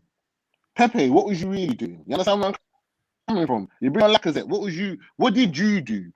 Yeah, like, I don't think Arteta believed it. And even when like you beat them last year, was it the semi-finals or the finals? I can't remember. Yeah, and whatnot. Semi-finals where Aubameyang scored 2 goals, whatever. Yeah, like I don't know after the games, like after that final that Arsenal's gone into it, and they've had any form of belief that you can grab a 3%, even a draw for City. Do you know what I mean? And it doesn't matter whether that man's not firing or this man's not firing. It's whether you have the belief as a whole team that you can go and attack this team. And I don't think Arsenal did today, personally. Yes, they may have got picked off, but if they got picked off, you can honestly say, boy, City are just that good. But I do honestly believe that they could have got something as well. Sterling scored in the 3rd minute or 2nd minute. I don't know when. Yeah? Second. He's one of the smallest man on the field. How's he out jumping 2 defenders? That's a madness. You didn't have to you know what I'm saying? He stood in the middle of them. It was pathetic defending. Yeah, that's what I'm saying. It's poor defending. But then, at the same time, going forward, because I bet you any money, last week, if Arsenal was playing Leeds, again, they would have attacked them. Because to Arsenal, Leeds are not on their level. Yeah, all right, Arsenal's not on Man City's level, but it's not like Man City can't get got at. You understand? Yes, they're playing brilliant football, but did Arsenal do enough in the attacking third to even cause City any problems? No, of course not. But see, this is more my thinking, because I see this comment here. Why were you so shocked that we would have no belief? No team at the moment can go toe to toe with City. I don't think that's what it's about. Like, when you go and play a football match, you cannot go into that match just defeated. Do you know what I'm saying? There's no point in turning up. Point in going on the field then if you're just going to go, oh, we can't get nothing out of this game. Like, there's just no point. That's not what football is about. Anybody can have an off day, and if you catch City on an off day and you apply yourself to try and make them have an off day, you can maybe get a result. There's no point just going to it with no belief. Like, I'm not having their off day to I'm not having that. Everybody just rolls up to City. Like, if Man United ain't as good as City, if we just roll up to City and just roll over and have no belief, I'm not going to be happy about it. And I'm not going to walk off and say, we got slapped 3-0, we didn't have a goal, but because it's City, it's all right. I'm not having that. But Sam, this is the thing though. Yeah? Like, all of us, we all want our teams to beat the best teams, innit? Yeah? Football's a competitive sport. Do you understand? Yeah. And for me personally, today, regardless if City was in 2nd gear, 3rd gear, Arsenal still could have taken that game to them. I don't give a damn. You understand? Because last week I'm hearing Arsenal fans move. Yeah, man, we're back and this, that, the third, and another. And then this week, it's Man City. So what? It's a football game. It's 11 man. What makes it even more worse? Yeah, there ain't no fans in it. So to me, there ain't really no home and away. You understand where I'm coming from? Yeah. It's 11. It's just 22 man running up and down. Hella quiet, bro. I don't know if the fans would have made a difference. I can't believe we're still talking about Arsenal. They lost, They lost. Yeah. We have to give Arsenal we have to give everybody equal platform, man. We can't disagree. I know they're mid-table and they're anything, but we got to share the love. Serious as a Tottenham man, though, man can't be saying nothing, bro, because I think we're worse than them, Yeah, they were bad. I don't think we're worse than them. Oh, you're just as bad as each other right now. Yeah, probably that. Brother, boy, we see a couple weeks time it well gone. Yeah, no, obviously, look, they'll get some decent results here and there. You guys are stressed right now because of certain managers. But right now, regardless of where you guys finish right now, the situation is just as bad. You both need help at the back. Your managers are not convincing. Your midfield is not convincing, bar 1 or 2 characters. Same for Arsenal. And the forward line, you got Son and Kane. They got Alba. Who's doing what? So it's worse. Who's Alba, bro? Even then. So actually, it's not worse. Sorry, mate. So you guys are actually kind of fine right now compared to Arsenal. But if we then were to move on from Arsenal, who did lose and they are mid-table, Liverpool lost 2-0 at home. Now, that all that whole situation there is a little bit mad because with the way the season is and these teams like your West Hams, your Evertons, I don't think Villa are going to be able to do anything. But your West Hams and Everton, and I still think Spurs are there and thereabouts.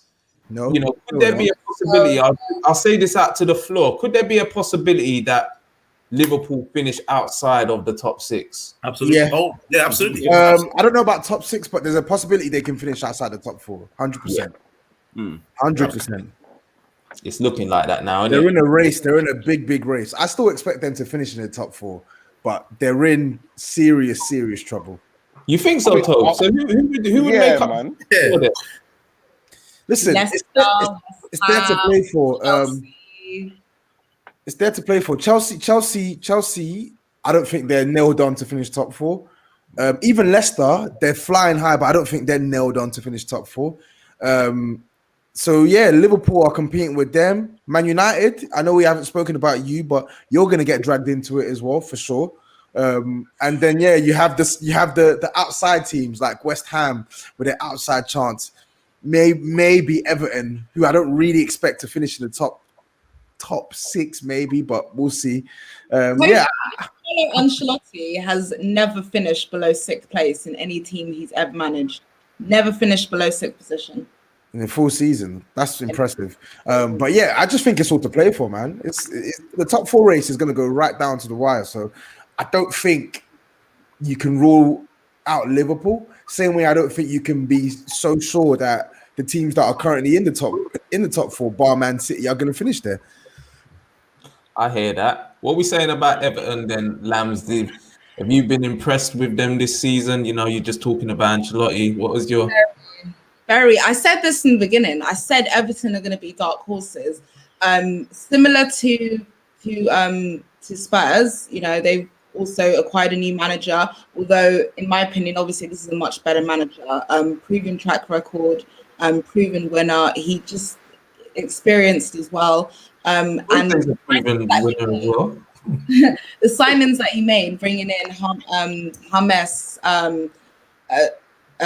Decore, Alan, stuff like that, and as well, literally Dominic Calvert-Lewin absolutely on fire. Even some of the previous players that were in the squad before, like Alex Iwobi, suddenly playing better than he was before. So he's really come in and made a significant difference to this Everton squad. They got off to a flying start. We would never have thought they would have got to the start that they did. And from then on, I thought, okay, yeah, they will eventually drop off. Other teams will catch up, but they are definitely still in that top 6, possibly maybe top 4. But I'd say more so for those European places this year. And I think that's a possibility. And considering where they are now, and I think they still even have one more game in hand as well. So gotta respect them. They're definitely in contention for those European spaces. Brilliant manager, great signings. Yeah, dark horses. Yeah, they got a game in hand. If they win that, they're level on points with yourselves. Their goal difference is really poor though, so that can come back to, especially when there's like a tight season like this, goal difference can really play a part. So yeah, we're gonna have to wait and see what happens there. What do you think has gone wrong? We haven't got no Liverpool fans on here today, but Kojo, what do you reckon has gone wrong at Liverpool? Is it just the injuries, or is there something else going on there at Anfield? It's not just the injuries. The forward line has not been producing. Simple as that. But bar Salah. Salah, one way or another, is going to find a way to score goals. Mane is a shadow of who we saw in the last 2-3 years. Even at Southampton as well, he was really good as well. So he's not at the level of Firmino, to be honest. I think a load of people have been saying they haven't been really convinced by him in the last year and a half, I'd say. He's not been of the same level. I think the biggest issue is their midfield. Now, the defensive injuries play a part because obviously Fabinho and Henderson went into the midfield, into the defense, so they lost that midfield influence. But then they still had Wijnaldum, the Santiago, which hasn't really worked out. The injuries will always play a part, but this is what it is for me. Jurgen Klopp, and I don't call it heavy metal football because I don't feel it was like the first 2 years when I was there, but it's still very fast-paced, press a lot, control the ball, control the game sort of game. He had the same sort of issue at Dortmund, except at Dortmund, he didn't have a good start that Liverpool had in terms of Liverpool were top by November, December. Whereas at Dortmund, they fell off from early and they had to pick themselves up towards the end of the season. But injuries, I was being told by Liverpool fans that, for example, Van Dijk was carrying an injury. Now, the injury he was carrying wasn't related to the injury that he received via Pickford, but it meant that at some point there was a breakdown was happening.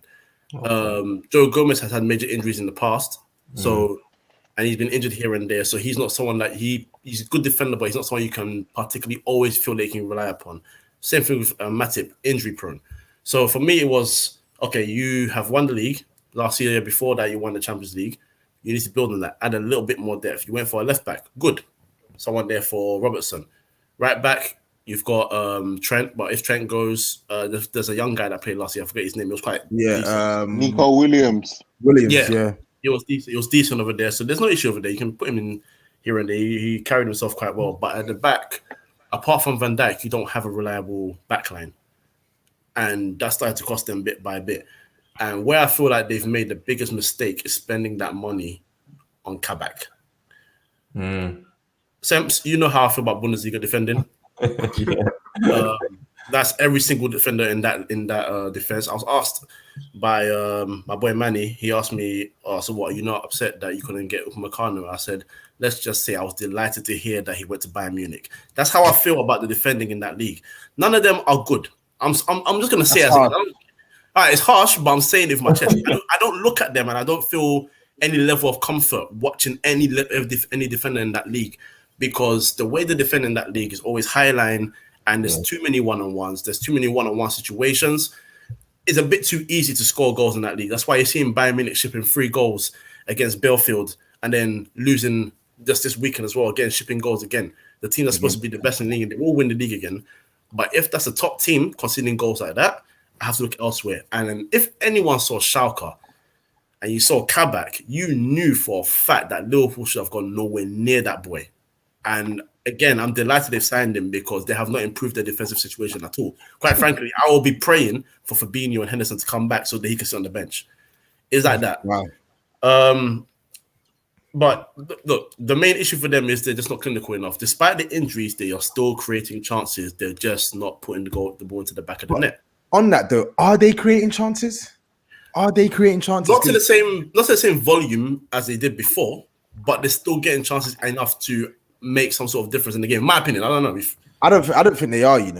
I feel like Robertson. I feel like similar situation to Højbjerg now in the past, like 2, 3, maybe even 4 matches where fatigue is setting in. Now he's literally played every single minute, and he was one of their best. He was arguably their best player in the first part of the season, and since like the tail end of December onwards, his form has dipped bit by bit. The chance creation isn't what it used to be, and the intensity is not what it used to be. I think Trent in recent weeks has done a lot better in terms of his ability to create chances on that right hand side, but it's not enough. And I feel like Firmino, who's one who helps support the front line, he's not doing anywhere near enough as well. And then and they don't really build from midfield anyway. They don't really create much chances from midfield anyway. But the perceived beauty of having Thiago in that team is so he gives you a new dimension from midfield, i.e., you're the pass master who should be able to put the ball into the final third and get it onto someone who can then make an assist. And they're not getting that either as well. And then on top of that, to compound it, you have all the bloody injuries as well. They literally have all their centre-backs, all their first-choice centre-backs injured. Yeah. Their defensive midfielder injured. Jordan Henderson injured. Like, it's like I know injuries are part and parcel, but their injuries are insane. And if any team had their injuries, they're getting derailed no matter what. So you have the injuries. You have the fact that some of the players who can create chances aren't playing well. And then you have the added effect that the front line, apart from Salah, who, by all accounts, he's not really playing that well anyway. He's scoring, but he's not really playing that well. They're not firing. So it's a mess right now for Liverpool. So you can't just attribute it to injuries. It's poor form. It's players playing one in one position and being played in another position, and then the squad depth as well, the backup players just not being good enough. Not enough at all. Yeah. You know what? Let me jump in on that. Ban their injuries, you know. Yeah, ban their injuries. No. Ban that. Yeah, I'll tell you the reason why. You still got Alisson. You still got Trent. You still got Robinson. Henderson got injured yesterday. Yeah, you still got Ronaldo. You still got Salah. You still got Firmino. Yeah, you still got Mane. Ban that. Yeah, ban that. You still got the majority of your team. Ban that. But they're playing week in. But they're playing week in, week out, and they're having to play Champions League, bro. That's the point. Week in, week out last year. What's the difference? And the year before that, what's the difference? Exactly the point. Exactly the point. That's the point. You know what it is, yeah? They're burnt out, you know, because like you said, yeah, Tobs, yeah, right? They never really played like possession football. Liverpool was relentless, forward, press. There's gonna come a time where that doesn't work anymore, you know. Understand where I'm coming from? And because we've had a quick turnover because of this old fucking scandemic bullshit, yeah, and whatever, yeah. Obviously now it's coming up to haunt them, innit? You understand where I'm coming from? Yeah. Yeah, but I will talk about. Hold on, let me just finish. Yeah, Van Dijk is a big piece of the puzzle. Yeah, it's a big piece of the puzzle, and I rate Gomez. I'm not gonna lie to you. Yeah.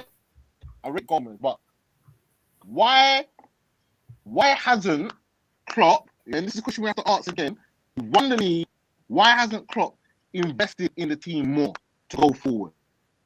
Why? There must be a reason. That's not down to Klopp though. That's FSG. FSG are not. They're not the best. I mean, they've done well by him, but they're not. That's not down to Klopp. That's not done well by So hold on. Yeah, it's down to FSG or whatever the fuck they're called. Yeah, right. Going forward, Van Dijk's got injured. Yeah, calm. It happens. Football. Gomez got injured. Calm. It's football. You still got the majority of your Lengman though. This is what I don't understand. So why we always they're not firing? They're not firing. Those guys have been playing a certain brand of football for 3 years now. It was obviously the first year was coined rock and roll football. The second year they played a bit less crazy, but then again they were still pressing. They are knackered, man, and the morale is finished. I feel like once they lost Van Dijk to that type of injury. Because you can't see them all mourning him like the guy passed away or something. He plays a significant role in that team. He does, that defense especially. He does, but I don't think. I feel like they were still coping. They were coping well without Van Dijk. You saw it when they were top of the league by I can't remember when it was in December. But one thing we need to bear in mind is whilst the forward line have played a lot of football the last 3 years. Yeah, we're in a period where fixtures are much congested because of COVID, etc., etc. So they're having to play the same level of fixtures in a shorter time frame, minimal breaks in between. The depth in the team it's either not available or not good enough. Yeah, and to add injury to insult yet again, they wanted more depth in attack. They bought that depth in Diogo Jota. He was firing early on at the start of the season, and then he gets injured as well for 3-4 months. So yes, the forward line need to do more, but I feel like the injuries have played a significant part in Liverpool's season in the forward line, in the midfield, and in the defense. Because so many players are being overexhausted because they're having to literally play every single minute, week in, week out, midweek, Saturday, midweek, Sunday, etc., etc. It's going to take a toll on these players. They've literally, I think I read a stat today that only 6 players in Liverpool's team have avoided injury this season. That is madness. They have like a 22, 23-man squad. That is absolutely insane. So whilst players are playing badly, whilst there should have been better planning, we cannot underestimate how big an impact the injuries have been on their season. It's completely ruined them. I hear that. One thing I would say though is that you could see something like this coming because every season I'm saying Liverpool going to get injuries this season because they don't ever get in, and then they didn't. They went on, and then now. So as you've said, it sort of compounds, innit? They went through all of that time, no injuries, and then it's just all happening at once. And I do agree with what Tobes is saying with the Jota and and Van Dijk being massive and everything like that. I just think that when you've got a better squad, as you would think that Liverpool being European champions and the Premier League champions, that they should be able to cope with it better. I'm not saying that we can't just totally disregard it, but I do think that, as what Big West was saying, they've still got a lot of their first teamers playing. Do you know what I mean? A lot of these players that are very influential. Yeah, they need to improve. Your Mane, your Salah, but it just goes back to that they're not playing well, and it's not just injuries. Yeah, fatigue plays a part, but they need to improve. We know that Mane's been poor for months now. He needs to improve. Firmino, he needs to improve. The midfield, they need to improve. Thiago needs to improve. We know that. I'm just saying that injury has also impacted this team a lot. I hear that. So we all agree that it's not done and dusted for Liverpool. Liverpool can potentially still get in the top four, because, as we know, nobody else is really convincing in the top four at the moment. We'll move on now to Manchester United, who is one of those teams that just not convincing. And again, I'm not going to really speak too much on this situation. We've got Kojo here. He can give us the Man United perspective. What did you make of today's performance, Kojo? What do you think is going to happen between now and the end of the season? Do you think we're going to finish top four? Let me know your thoughts there, bro. I don't know how I felt about the performance. I'm not going to lie to you. I thought the first half was an absolute stink fest for United. I can't remember the stats towards the end of the game, but I think by the 70th minute, Newcastle pretty much, the stats made them look like the more dominant side, more shots. Yeah, more shots, more chances created. Like at this point for me, it's like this. And I hate banging this drum, but I'm going to say this right now. I dread the day, because it's coming. I dread the day that I watch my TV on Sky Sports and it says Paul Pogba has completed a move to whoever. That midfield of Fred and McTominay, or Fred and Matic, or Matic and McTominay, whichever one combo you want to go for, is very, very, very scary to watch. We've been talking on this whole show about chance creation. We don't create chances at all. We don't do it from the wide men. We don't do it from the middle. Bruno Fernandes is supposed to be some sort of creator / goal scorer. He's getting the goals. But when it comes to creating chances, it's a double-edged sword. Sometimes his passes are just illogical. And then other times he passes it to people who claim to be number nines but don't play like a number nine. Or doesn't score like a number nine either. You got the assist for Daniel James, no? Yeah. They want to call that an assist. And the assists have gone up to this now. And listen, the group chat went insane. I was like, they started comparing him to Ozil. And I was like, wait, hold on, you guys need to relax yourselves over there, because he literally slipped for a ball that he was trying to get for himself, and it hit his stud. It wasn't his toe. It wasn't even his little toe. It wasn't his pinky. It was his stud, and it fell to Daniel James. And he's done it before as well this season, right? And then of course he got his penalty as well, customary penalty, and he scored. Look, this is what it is for United, and I agree with what Toby said earlier today. Eventually, we're going to get dragged into this because we're not convincing. It's only a matter of time before one of our performances come back and slap us. Simple as that. Defensively, we're still not good enough. The goal we conceded, it was a good strike, but we got to defend that better. Yes. The way that we just don't know how to control games is not good enough. To be honest, our front line, Rashford's got a lot of goals this season so far, which is good. But again, we're not really convinced by him overall. There's just so much to work on. And it's funny to me because at the beginning of the season, we're being told that if we sign Sancho, we're going to be a problem. For me, I look at the team. I still don't know who should be in goal. I feel like we still need 2 centre-backs.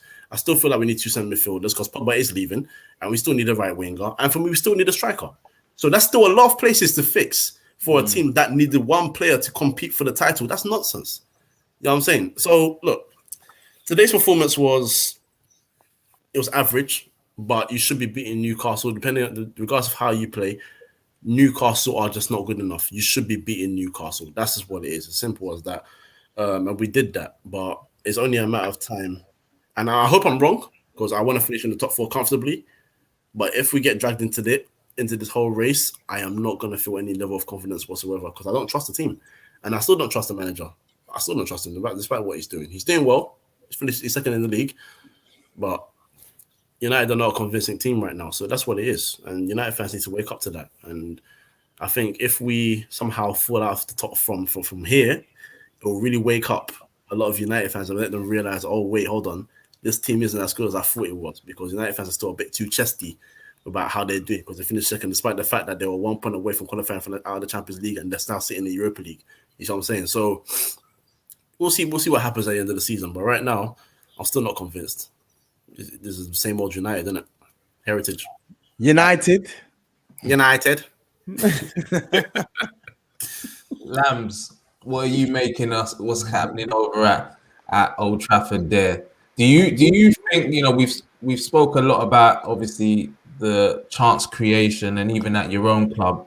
Do you then put that down to the players not being good enough? Is there an element that the coaching staff aren't good enough? What do you put it down to? What do you see happening or going wrong at United?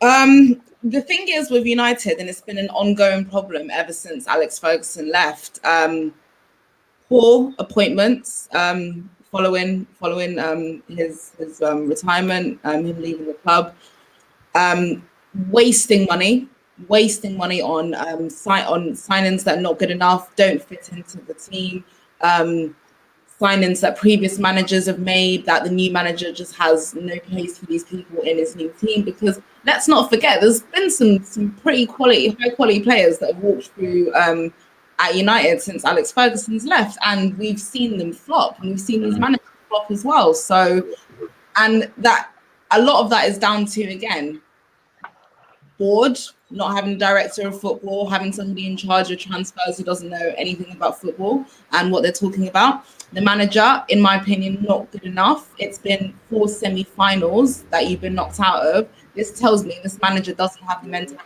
doesn't have the minerals. He's not gonna. And this is why when everyone was talking about 21 was coming, when you guys were top of the table, I was thought, no. 21.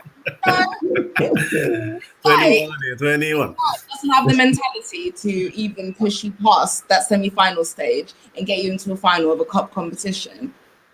This is not the manager who's going to take you to win a Premier League title. Because to win a Premier League title, you need to be the most consistently good team out of 20 other teams. 19 other teams. So you have to be even better, because at least with cup competitions like that, sometimes a bit of luck will help you on your way. But we see time and time again them getting to that stage. We saw it against Sevilla. We saw it against City. We've seen it again against City. We've seen them constantly keep on. We've seen it against us in the FA Cup at the back of last season. Get to that stage, and just the mentality is gone. Even in the Carabao Cup game with City, completely tore you apart. It's just sometimes United turn up, and even United fans are like, what's the plan? What's going on? What's he doing? I don't even know what he's doing.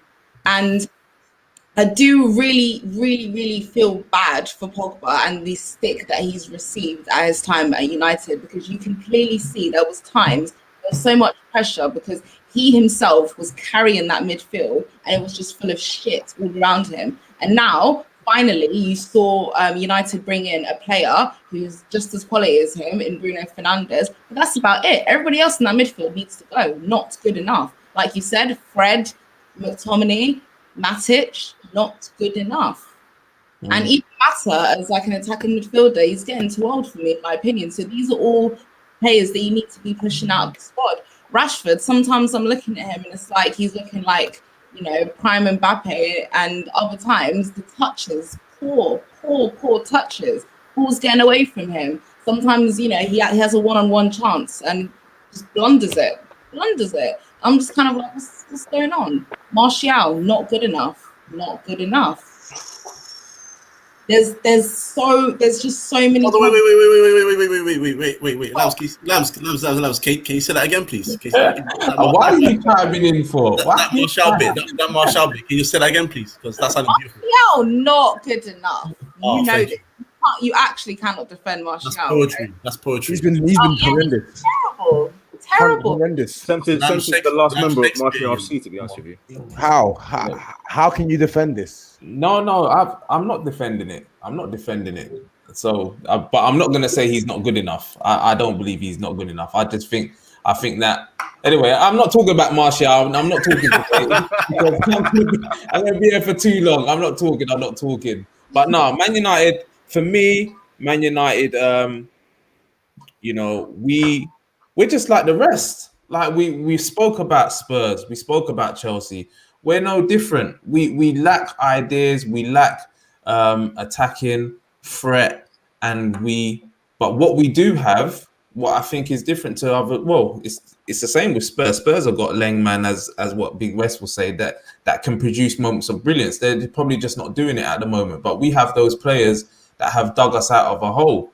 But Cahill, going forward for Manchester United Football Club, do you think that Ollie stays in charge long term? Is he the guy to get us to the next level? Is he the guy to get to the next level? No. Is he going to stay long term? Yeah, you're going to get second this season, or maybe third. Because You reckon? like you're the least inconsistent.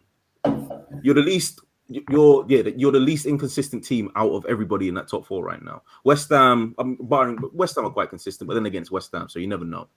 But you say that we dropped a goal in the last minute to Everton the other day. We lost to Sheffield United, and we drew to West Brom. Like I said, least inconsistent. I didn't say consistent, but the least inconsistent. I feel like you do have much more match winners than everybody in that. Yeah, and everybody in the top four, because Rashford on his day turns up. Martial, I'll give you that, on his day, which are very, very few, turns up. Cavani as well. He's on and off, so you never know.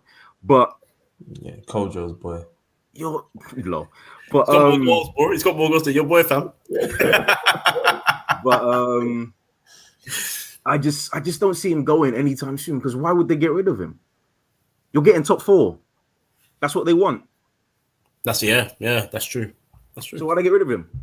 Yeah, I hear that. Tobes, what is your thoughts on Pogba? Because I don't know what I don't know what your thoughts on Paul Pogba is.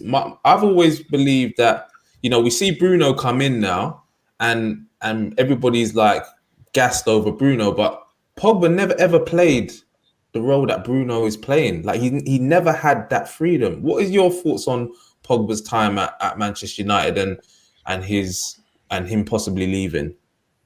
On him possibly leaving, I feel like his form in the last 2 months, probably last 3 months, I'd say from December onwards, December, January, and February, I'm guessing when he got injured, I'd say his form in the last 2 months has sort of made that conversation about whether he should leave to be a lot more difficult, because he is now playing like how a lot of Man United fans wanted him to play, because he has a lot of quality. For me, with Paul Pogba, I like him as a player. I think he's a quality player, but I feel like over the years, for whatever reason, he's just not lived up to the billing. He really hasn't. I said this on Cheeky Sport. I said this on my platforms. I've said this so many times. The guy has world-class ability, but I'm sorry, you having world-class ability alone is not enough for you to be considered a world-class player. And I've always thought that Paul Pogba, even though he's had good seasons for Man United, he's not shown that world-class consistency, not once, until probably the last 2 months, and maybe a couple months in Ollie's first season, the 18-19 season, when he had this mad burst for 3 months. So for me, it's simple. If Paul Pogba is playing well and consistent, then of course he's a no-brainer. You have to keep him. You have to keep him, because let's be real, Paul Pogba is the best midfielder Man United have got. I'm not one of these fans who gets carried away and says, "Oh, Bruno's the best because he's got a gazillion goals and assists and whatnot." I watched the game, and when you watch Paul Pogba and you watch Man United, Bruno may be the one that gets the goals, but Paul Pogba is the one who conducts that midfield, and Paul Pogba is the one who has more ability on the ball than Bruno Fernandes. So he's the best midfielder of what you have available. But over the years, I don't think he's done enough in comparison to what he was bought for and the level he was meant to be at. But we'll see now. He's got like a year left on his contract. There was a time where I was saying, just cut ties with Paul Pogba. Like, it wasn't going to work. He was, and even at the start of the season, he was awful. Let's be real. At the start of this season, for like a good 2 months, he was awful. And Man United fans will sugarcoat it and say COVID, blah, blah, blah. But even before COVID, he was horrible. Absolutely horrible. We've spoken about this, Kojo. We've spoken about this. He was shocking. And But this was one thing I'll say is you have yourself said with regards to Jose Mourinho, I keep saying Jose Mourinho, you know, how he stifles attacking players. He doesn't give them a platform to perform. You know, Pogba had to play under that. He was playing in games where Jose was telling him, you do not pass the halfway line. And then Oli came in, gave him free rein. He was brilliant. Then Man United died towards the end of that season. And then last season, he literally was injured for the majority of the whole season, came back in and was as good as any other midfielder in that team. And then this very good. Everybody was poor in the beginning. He was very good, but I'm not sure if you remember towards the last, as I said, I watched these games. So I remember your last probably 4 or 5 matches, he was playing poorly. And it wasn't just him. Bruno Fernandes, the form had dipped. Last season, towards the end, against Southampton, West Ham, etc. So he was playing poorly, and that continued into this season as well. But fundamentally, I get the Jose Mourinho thing. I get the circumstances. I get the fact that he's had X, Y, and Z. But when you speak about Paul Pogba as a world-class player, we want to see world-class consistency, because world-class players, for me, they shine no matter the circumstance. Eden Hazard played under many, many defensive coaches, and you saw his world-class. I didn't believe it initially, but you saw his world-class ability come through, irrespective of who was his manager. There are certain midfielders, no matter who they got rid in that season. Jose got sacked. He was awful. Eden Hazard. Yeah, that was one season. Yeah, that's what I'm saying. Doesn't that come down to the fact that he's also playing out wide, where his goals kind of mask the whole squad was awful that season. Yeah, but I'm not Eden Hazard. I'm not an Eden Hazard stan. I'm just giving you an example of a player who has played under a defensive coach and he's actually shone. I can give a lot more midfielders. Luka Modric played in our team alongside Scott Parker and was excellent. We've seen many, many midfielders come in and make impacts irrespective of their circumstances. And I felt Paul Pogba, you see the ability he has in the team. Like, a lot of people said, oh no, he's playing too deep. Oh no, he's doing this. Oh no, he's doing that. He's played everywhere for you lot in the last 2 months or whatever. And he's been, and the level has rarely dropped. You played him right mid, you played him left mid, you played him CM, you played him advanced, whatever. The level has rarely dropped. So my question is, where was this before? Where was this before? Fair dues. Fair dues, man. Fair dues. Well, he's going to be going, as Kojo said, anyway. So he's gone, boy. Just quickly before we wrap up, because it's been a long one, we're going to wrap up now. But just Big West, your thoughts. Do Leicester finish inside the top 4? Let me know. 10 seconds. Yeah. Why not? Well, all right.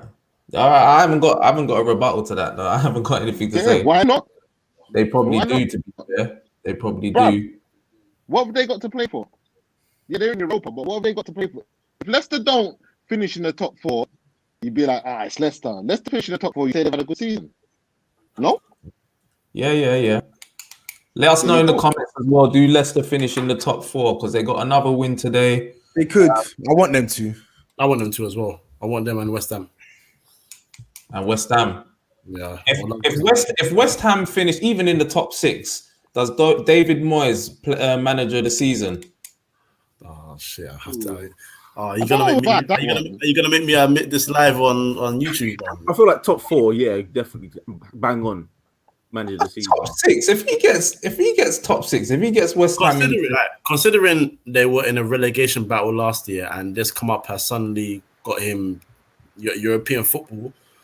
I don't want to say this loud. Come on. You say it live, man. No, do it because his name is banned in my mouth. All right, so David the Scotsman, if he finishes top 4, he's definitely manager of the season. If he finishes top 6, the only person that can compete with him is Pep. That's the only one that can compete with him right now.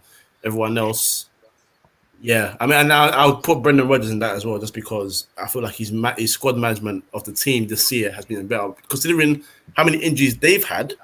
To still be in the top 4 right now and getting good results, I'll give him his props as well because I think he does that. So yeah, those three are the only three in the running for me now. Anyway. Okay, Lambs, do you think Leicester finish top 4? Leicester will, West Ham won't. West Ham simply don't have the squad depth. That's the only reason why. You lose a couple of those players, that's it. They're gonna start dropping points. They will eventually drop off. Leicester should have made top 4 last season. Obviously I think they were not helped by injury to some of their players, some of the midfield players, Chilwell, and Yeah, they had loads of players out in it. Ricardo went out, Maddison was out. probably why they kind of went on that run where because they were comfortably in third for the majority of the season. Then they drop out, and obviously us and Man United get back into the top 4. West Ham will not. They don't have the squad depth. We will. We get into this top 4. This top 4, apart from City, who's going to be in first place, I think it's Chelsea. It's Manchester City, Man United. Not really too sure yet. Us and then Leicester. Okay, so she's throwing Chelsea in there, boy. Okay, Cahill. I agree with that. I do feel like Leicester will drop off because it's kind of in Rodgers' nature for them to start slacking off, especially near the end. It's mentality. I just don't think they have what it takes to cross the line. You know. So I think that they might drop out, or they just might squeak in top 4. So I feel like they will lose a few games from here on out. Kojo. I'm going. I'll say we'll finish in the top 4 somehow. Yeah. And I will go Leicester. I'm sticking with West Ham just because I would like West Ham to be in there.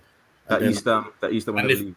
Yeah, and if they do get top 4, then the Scotsman's name will not be banned in my house anymore.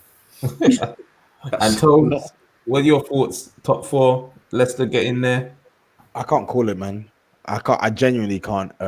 It's a lottery right now. What I can say is that 1000% Spurs will not be there, Everton will not be there, Arsenal will not be there, and maybe Chelsea might not be there. So fair enough. Well, that is it. We had it there, people. And so we come to the end of the show. It was a long one, nearly 2 hours to blows and skirts. Sorry for keeping you all up on a Sunday night. But thank you very much. I enjoyed that. So yeah, if you lot can all sign out, let the people them know where they can find you, please. Starting with yourself, Kojo. Free Midfield Podcast on YouTube, Free Midfield on Twitter, as well as SoundCloud, Spotify, and Apple Podcasts. Check us out. Cahill. Everything that Coach just said. Hey, nice. Lambs. On Instagram at Lami Elmed, so the handle's over there. And yeah. Cool. Wes, I know you're not really a social media guy. What are you saying? Nah, I am, but I ain't. But obviously, you can find me on Instagram, West_Boston George. You get me? But preferably, you don't find me, if I'm quite honest with you. You get me?